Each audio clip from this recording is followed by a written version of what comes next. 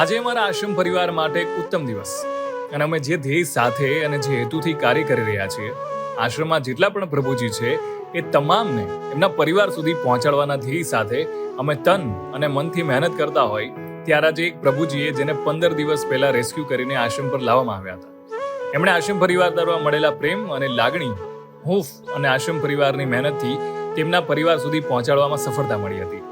તે પશ્ચિમ બંગાળના મુર્શિદાબાદ જિલ્લાના વતની હતા. 1.5 વર્ષથી એમનો પરિવારથી વિખૂટા પડી ગયાની માહિતી મળી હતી. પરિવારના વિખૂટા પડેલા મોભીની 1.5 વર્ષ પછી જાણ થતા, સહી સલામત હોવાનું જાણ થતા જ તરત જ એમનો દીકરો બંગાળથી છેક સોમનાથ લેવા આવી પહોંચ્યો હતો. 1.5 વર્ષ બાદ પિતા પુત્રનું મિલન થતા આશ્રમ પર લાગણીસભર દ્રશ્યો સર્જાયા હતા. આશ્રમ પર ઉપસ્થિત તમામ જેને પણ આ મિલન જોયું છે તે તમામની આંખો છલકાઈ ગઈ હતી. આશ્રમ પરિવારને સોમનાથ મહાદેવ આવી જ સેવાકીય પ્રવૃત્તિ કરવાની હિંમત આપતો રહે. સાચા દિલથી કરેલ સેવા ક્યારેય વ્યર્થ નથી જતી. આ જ શુભકામના સાથે આજે પણ આ આશ્રમમાં લગભગ 95 જેટલા પ્રભુજી આશ્રય લઈ રહ્યા છે. નિરાધારનો આધાર માનવ સેવા આશ્રમ, ગીર સોમનાથ.